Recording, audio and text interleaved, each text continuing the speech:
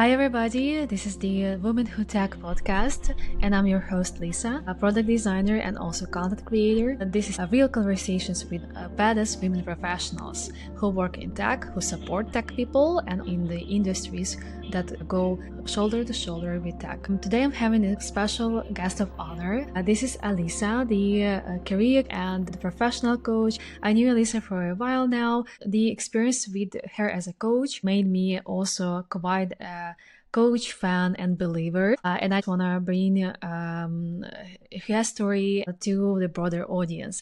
Hi, Alisa. Thank you for that great introduction. Great to be here.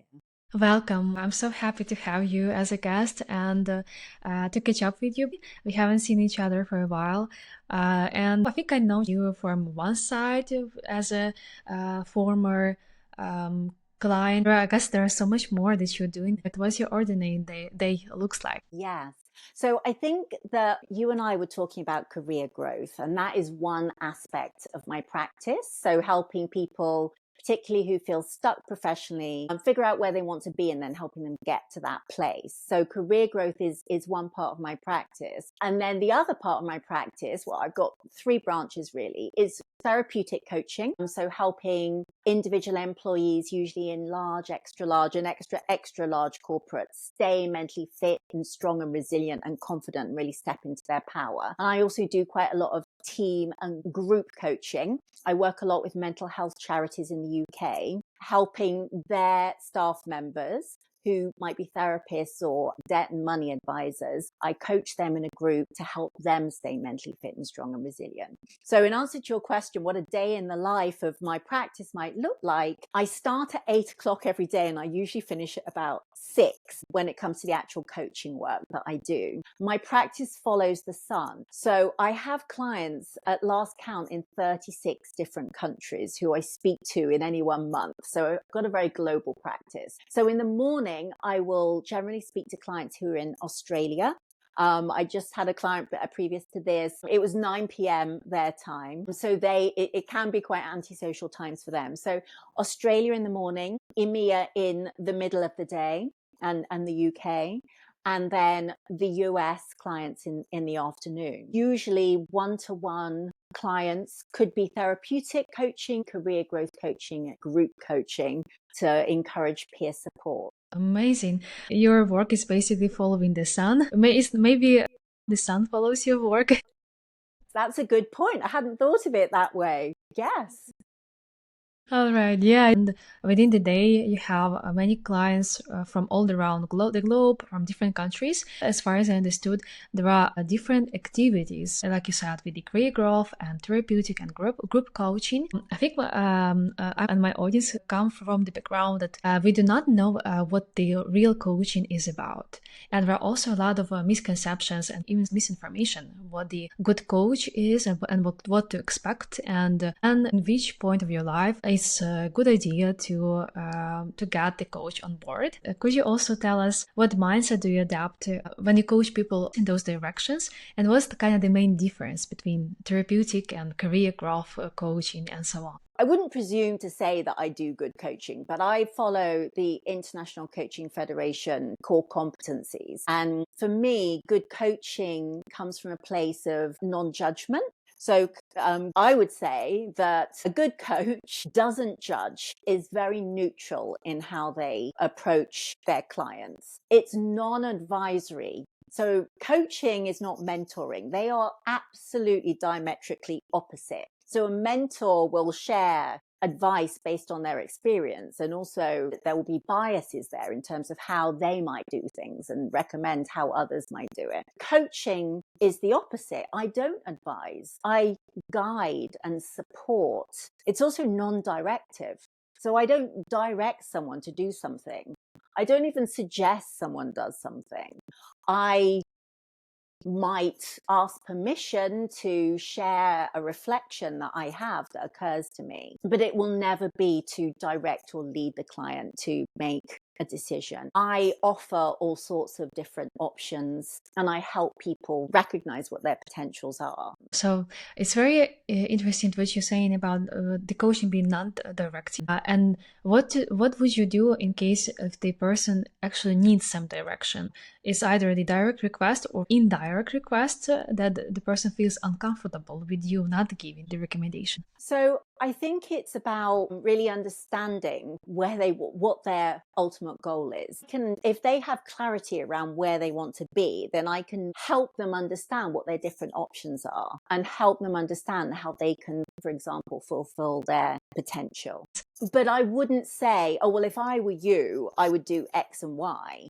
And they might say to me, well, what would you do in my position? And I would say, well, my position is neutral. And sometimes that can be quite annoying for a client because they want me to tell them. But the answer is always in the client.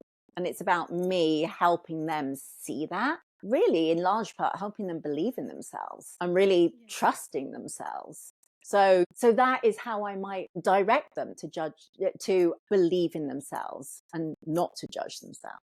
And taking the accountability of their choices or decisions. When we want to be directed, we kind of also want to delegate the responsibility and of the decision. It's actually, hey, you have a goal or you have the question, and you also have the power and a lot within yourself to answer that question. Absolutely. And it's I quite often call my clients thinkers because I offer them space to think about themselves and really delve into what their goals are, because often they come with a goal like I want to leave my job, but they don't know where they want to go. You know, I might help them think about what are their passions, what is their purpose, what as far as they're concerned gives them meaning, how meaningful is the work that they're currently doing. Some of the work that you and I did together, Lisa. That's true. That's true. I really want to share also this story. Perhaps just a bit later on, we also open up the curtain there a bit. Thank you so much for sharing that. Now it also is more clear about that use case. So for those who actually have some interest in coaching, but still unsure and in doubt, I know that the good time to go to the coach is when you have a particular request, when you at least can kind of form it. Is there any artifacts, any result of coaching that the person might expect out of it? And that's a clear sign that the coaching was efficient for them. Is there any formula like this? Well, there might not be artifacts, but I trained as a transformative coach, which is effectively to help clients see things in a different way, see themselves differently and get to a different place, ultimately feel different, feel like they've undergone a transformation. If that is the case at the end of 6, 12, 18, 24 sessions, however many the client wants, then I know that, and they will know, that we've been successful together, because coaching is a partnership and it's not easy. It's quite a hard process. It can be as difficult as therapy because it involves the client really getting to know themselves really deeply. So I think it's not so much an artifact, but it's about how someone feels at the end of coaching and how someone will know whether they need coaching. Yeah, I think as well. If someone is feeling like they have a high enough function that they are able to set some goals for themselves and then go on to achieve them, then they know that coaching would be right for them. If clients are feeling anxious or depressed or have low function, maybe therapy might be the better alternative type of care for them. But when someone has lots of question marks around themselves and their lives, personal and professional, and they don't know which way to turn, particularly if they feel stuck, which is a very common way that a client might present to me, then coaching would be the perfect solution for them. And coaches often talk about clients being coachable, and that means responsive to wanting to bring about change in their lives, to setting goals for themselves, to really delving into what those goals mean, and then to make those changes, to think about developing a reflective practice outside of our one-to-ones, for example, doing all the work within the coaching session and then outside of the coaching session to bring about change in their lives, because coaching is commensurate with change. It's such a nice term and a criteria to be coachable. If the person is responsive to and is ready for transformation within the coaching, when we learn something and it transforms us, or we just go for the mindset transformation, it's not going to be easy. Sometimes it's painful because like everything like that goes together with the discomfort. Therapy or coaching, but the results and the new me is worth it. A person who would get into the coaching might see that also from time to time, not only like in the end, right, of the 20 session. Exactly. You know, I do sometimes, not often, but sometimes have clients that I would deem to be not coachable because they feel that they know better. A coaching relationship with a client is a partnership, and we co-create where we go. By coachable, I mean someone is willing to do the work. And sometimes I have had clients that aren't willing to do the work. You know, they might come to the next coaching session without having thought about what we've discussed, without having done any of the between session practice, looked at any of the resources, or thought about what we've talked about. And then they just seem to stay in the same place. And for them, coaching might not be successful. I see. When you were talking, I thought also about exactly this power of transformation if there is a willingness to do so. And sometimes the lack of those comes from different places. What I experience and many people that I talk to and tech people as well would be self-sabotaging. And that's like, yeah, that's the whole disaster for so many people. It's like when we say one thing, I want to get in there, even started to make some steps towards my goal. Let be like the next new title, or achieving the mastery degree, or I want to earn more, and this is the X amount that I wanna start earning. Then it is at some point the doubts creep in, and you can call it self-sabotaging. In there, I wanna ask you: does it also happen with your clients? And would you call out that sometimes even unconscious or partially conscious behavior? Well, self-sabotage is often driven by, well, self-doubt, as you said, maybe a lack of self-belief, and also it comes from our inner critic. And our inner critic, this inner self-talk, is a way of us telling ourselves stories that might not be true about ourselves, that might hold us back from doing the things that we really want to do. And I see this all the time. I see it every day in my coaching amongst women and men. It's extremely common. We hold ourselves back in ways big and small. And we do that because our inner saboteur is trying to keep us safe, right? It dates back to the fight or flight kind of, cave people times, where we want to protect ourselves and keep ourselves safe. And so it's either stay and face the music and do the thing that makes us feel uncomfortable and doubt ourselves, or run 100 miles in the opposite direction to keep ourselves safe. Often we choose to stay, but then our inner critic, our saboteur, tells us that we're not capable, tells us, I don't know, maybe we're in a meeting, we're too scared to speak up for fear of sounding stupid. This is something that I hear all the time. So we sabotage ourselves, stop ourselves from saying a thing that's on our mind, and then someone else in the room says a thing that we've been thinking, and everyone agrees with it. And then we're like, oh no, why didn't we speak up? Yeah. It's because our inner critic, our inner saboteur holds us back to protect us. And there are ways of combating that, of invoking instead our inner cheerleader, our wisdom that is gives us a positive bias instead of a negative bias, that reminds us, actually, my contribution is as valuable as everyone else's in the room. I'm going to say the thing I want to say. Why hold myself back? And then you'll know that you feel better about yourself because you've said the thing. It doesn't matter about whether you felt stupid or not. Almost 100% guaranteed it won't be stupid. And that's what we do. And sometimes it's cool to realize then when you did something that you've been scared of or felt the trouble with, and then nothing bad happened, no catastrophe. Cool, I actually can do that.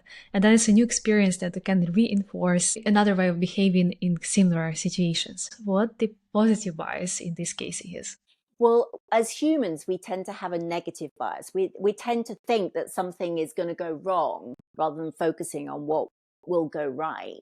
A positive bias is will help us think about all the things that we've done right or that have gone right.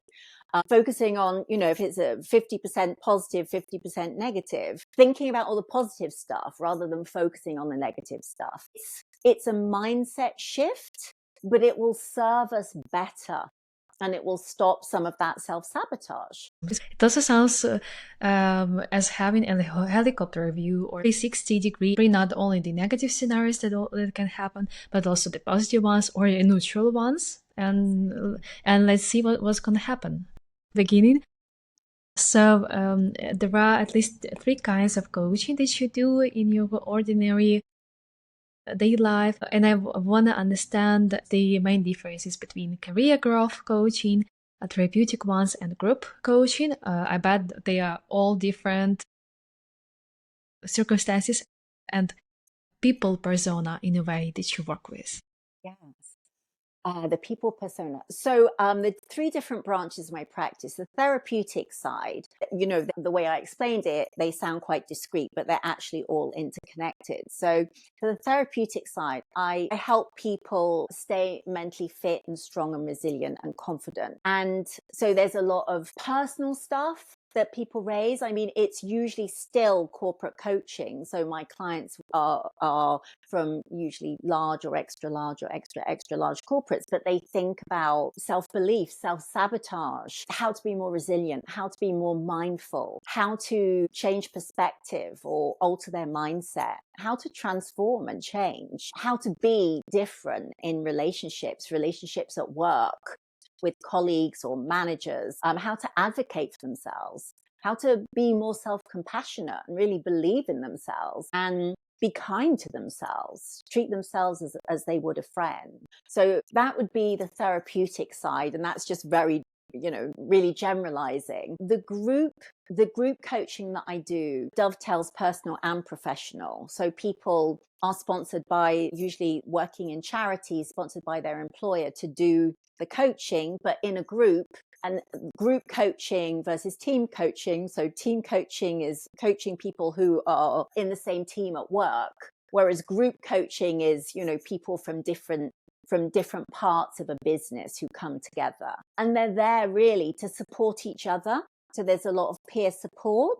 They talk about the stresses and strains at work that they're experiencing. I will facilitate conversations to help people talk about what's on their mind and figure out how they can resolve it, to find solutions to feel better. But also I will call on everyone in the room for them to coach that person and each other, for them to think about what they would do in those circumstances. And then the career growth part, I help people think about where they want to be. I help them visualize their futures, particularly if they feel stuck. I work a lot with people who are going through redundancy, people who are seeking promotions, people who want to navigate change and uncertainty, people who are having difficult relationships at work, people who need to develop their executive presence because they're working in a type of sector, maybe investment banking, where there's very strict hierarchies. That sounds amazing. So with the what I experienced, I guess also with you, with the help of at that point the other platform is career growth coaching, because we've been also talking a bit about the promotion, performance review, how to get ready, and so on. Both private clients or other individual clients and corporate clients, and you also work with NGOs where you have a team there, and with private clients, meaning that just one person who found your LinkedIn profile would reach out to you with a specific request. So I would say the majority of the work that I do is corporate coaching, individual employees, in these corporate settings, work with mental health charities. And I coach their staff members. But I don't work with NGOs. So people might find me through my Google business page or via LinkedIn, as you said. And I do have quite a very active private practice too. But it's a mix of therapeutic and career growth. They are absolutely inextricably bound, because I don't just coach the professional part of someone. I coach all of them as a whole person. So it's very person-centered. It's very holistic. And how we show up at work obviously is impacted by what we're thinking and feeling about ourselves, not Absolutely. just the job that we do and the people that we work with and the company that we work in. Yeah, we come to the workplace as a wholesome person with all the background and also individual traits and so on. It's not like we are in a TV series Severance yet. No, well, exactly. Our innies and our outies, which I've absolutely watched. No, we are not like that. No one I have come across is like that. Okay, yeah, that's why it's person-centered. It's all about you as a human being, individuality come to the work and what you bring there, and how you can also improve some of those. And I also want to talk about how to become a coach, like yourself, to understand how many years one would need to get into a space of being a coach with the practice. Well, my background is in academic publishing. I worked in academic publishing for 20 years. And I was both a program and a project manager, managing the digital products and services of multinational publishing houses. And I was also an accredited coach while I was doing that work. So I became, in the time that I worked as a program project manager, I qualified as a coach and I became an internal coach. And I realized that the part of the work that I loved the most was my coaching part, which is what led me 7.5 years ago to leave my corporate job and to set up my own coaching practice. So I actually retrained and I got a coaching qualification. And that's how I started out. And it takes a long time to become a corporate coach, in spite of the fact I had a corporate background, which has helped me. I don't think I would be able to be coaching in a corporate setting if I didn't have a corporate background, to be honest, because the scenarios and the use cases and the personas that you asked about earlier that come up and who I coach all have that kind of come from that kind of background. So it really is a synergy. Along the way, I have made sure that I have done a lot of continuous professional development through the mentioned earlier, the International Coaching Federation. So getting these different coaching credentials helps me get to the pinnacle of coaching. So I'm working now towards my Master Certified Coach qualification, and there's only a tiny percent of the global population that has that. And funnily enough, it means that you actually do less as a coach, but achieve more with your clients. So with the how to work more efficiently but less, I assume that each coach also has a freedom to schedule and to organize their week the way they like. Because my practice follows the sun and the sun follows me, as you said, I do work a lot of hours, but I only work 4 days a week. I never work Fridays. I certainly don't work weekends, because there is only a certain amount of energy that I can expend, because we're very empathic and compassionate, and seeing one client after the next, 8 clients a day, that can be very draining. For and sure. so I would suggest that there is not just a time limit on the amount of coaching that someone should do, maybe even a life expectancy on it, because it can be very exhausting and can lead to compassion fatigue. And so it is really important that, I'm reaching this point kind of now where I'm starting to feel slightly burnt out. And I think I notice this about myself when I've worked continuously without a holiday, without taking a vacation, that I end up feeling quite drained and I need to replenish my energy supplies. And so I'm thinking about booking a holiday. But a lot of coaches might say, just do less, perhaps, work less, do fewer hours. Many coaches like me are self-employed, running a small business. And so it can be a challenge. If you're doing it full time, it's important to, make sure that you are earning a good salary, particularly if you've got a corporate background in the past. And it makes sense to take care of yourself, to restore the balance of energy, and to be able to give up something, to share something with people when coaching. So and at this point I also wanna get back to the experience we shared together with my request as a former client of yours. At that point of time, I've been working towards the promotion at the company. I had the performance review cycle, and I think we had at least 2 months or something like that spent with getting myself prepared for the performance review. That usually was not an easy talk, up to 2 hours, and it requires also to acknowledge what happened in the past in terms of achievements, what is in the present, and what I'd like to get, and mindset shift that happened at that time. It was a great experience for me. So right away I started to feel like a good connection and trust with you, and we've been working through the not only documentation, like how to write a self-assessment, but also how to come with the other mindset and the mood and energy to the room when my achievement is gonna be evaluated and I would get a chance or not to get promoted. And in here, I would like to recall together with you what practices we did. What would you do with a client who has a similar goal? And particularly if a client feels a lot of negative bias that we mentioned. So number one, I would say, is keeping an inventory, a spreadsheet of all of your accomplishments through the year. So testimonials from colleagues, stakeholders, partners of the great work, their experience of working with you and how great you are. Keeping a list of all of your accomplishments, big and small.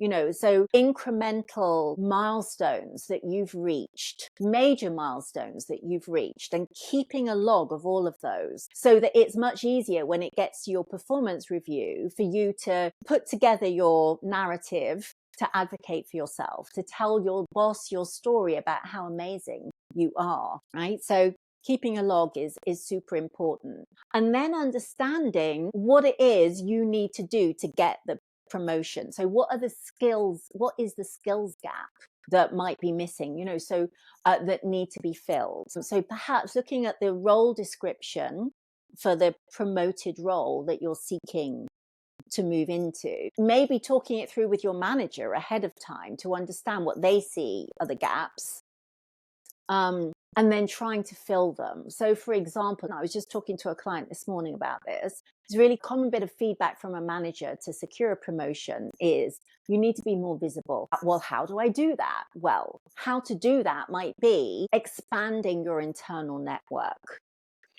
So getting to know people, maybe executives and senior staff members who you might not have had any contact with before. Now, that might be scary to people. It might mean pushing yourself outside your comfort zone, but it might help influence your promotion because you'll be more visible and because more people who have influence and power become aware of your existence and what you do in your job.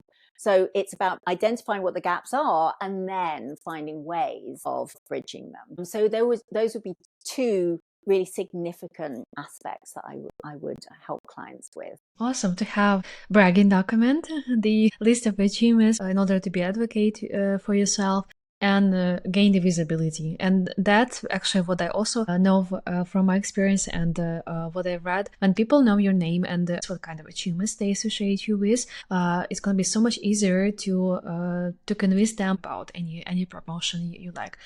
I also just want to recall that we had a very nice role play with the performance review because I've been absolutely terrified with the whole speech that I should have given. Of course, the assessment on the meeting is a dialogue, but you still have to come in like with the good with the good speech there. You help me a lot with the role play, which you said that is also something that is useful when the person feels terrified to articulate. So what I would call that is the work that I would do with clients around that I did with you is around personal branding. And what it requires is you to tell, or the individual to tell their personal story in the most compelling way possible. So when, for example, I'm saying, you know, put a list together of all of your accomplishments through the year, that will help you tell your personal story with impact. And it requires self-belief.